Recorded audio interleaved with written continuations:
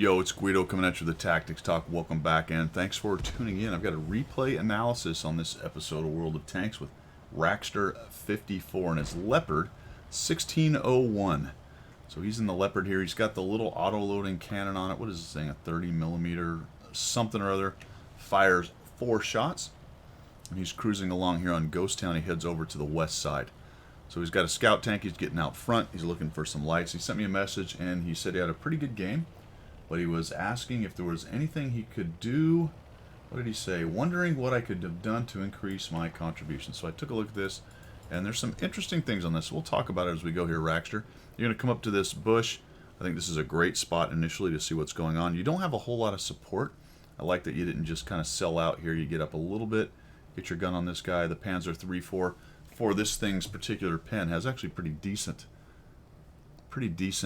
armor. If you can get into the side and behind things, this thing will absolutely tear things up. So we've got a Panzer 3-4 and also a T-67. This is a 2-marked T-67, and he's hating life. He went to the wrong place.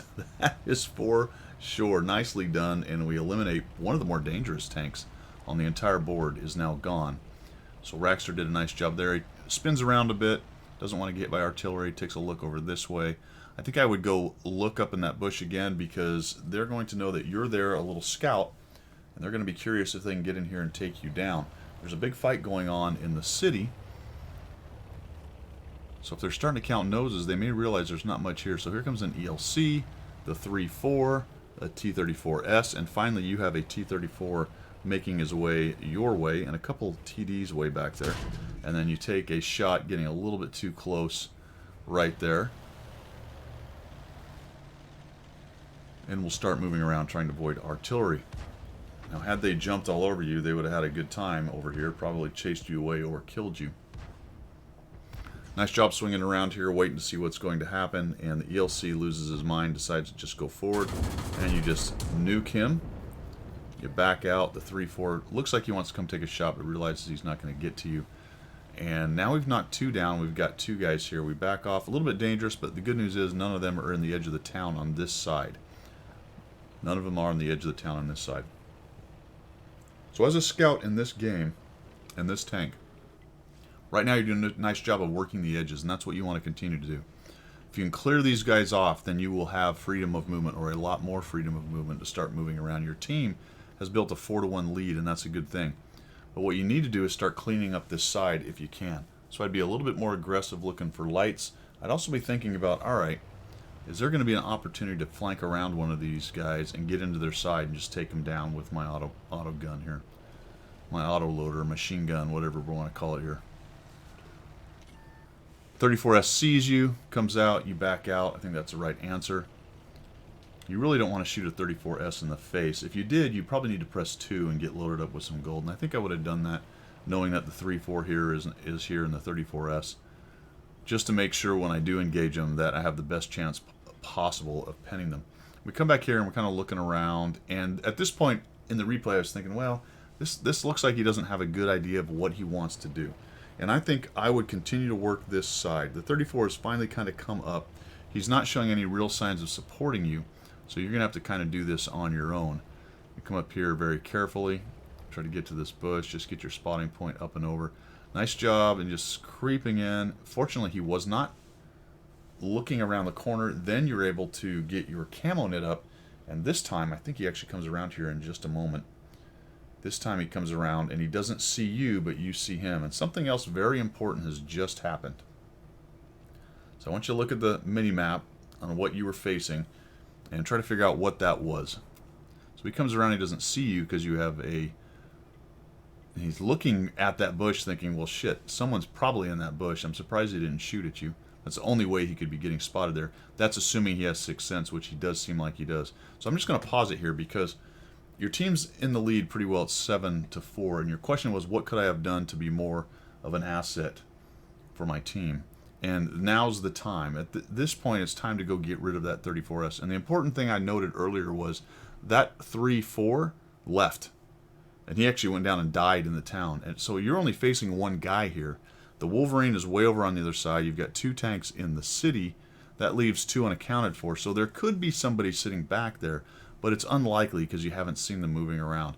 There could be somebody further back at J1, J2, or K1, but I think if you came around behind this 34S and took him down right now, you would really open up the map. So we're going to watch what happens because it takes a long time for you to eventually get there. That 34S keeps wondering, all right, why am I being seen? Pokes around. Now the 34 and the BFM are moving up, our BFM, and that's a good thing. So now he's engaged, he gets hit, and he's shooting, and you sit there. And this can be very maddening for people who are attempting to push when somebody is sort of just sitting there. You needed to be moving a long time ago. Take down this T-34S and then flow back to the K1, J1 area and start looking for Artie and the campers back there. So this kind of hangs out. Now, I'll be honest, I'm not really sure what we're waiting for. I guess we're hoping that he comes out and we finally make a decision to move in, which I think is the right decision, and I'd have done that a while ago. He's really busy looking at these other guys, and you'll notice when you came around the corner, he wasn't even looking at you. He was looking at them. So that took a long time to develop. I would have done that much, much earlier. Now, this is a decent job of hanging out and hiding from Artie, and then we're going to move forward, and I'm thinking, oh, great, we're going to get back into the backfield, back to K1, J1, and really do some work. But you actually flow into these bushes, which is an okay initial move just to kind of take a look, see what you got going on. But the enemy team is starting to even this thing up. In fact, that 3001H has done good work down the city and killed off your city. And now you got a disadvantage in the city, even as you've got an advantage outside of the city. So you need to start looking for these guys. And again, I would have flowed, see the 34 and the RBFM, just follow up those guys. Come up to this promontory is okay. Get the binocs moving, and then I would have just pushed across that open. What I really would have done is gone where the M10 and the T-34 were. But they cross. The other thing you can do when you're seeing somebody cross like that is look at them and see if they're losing hit points.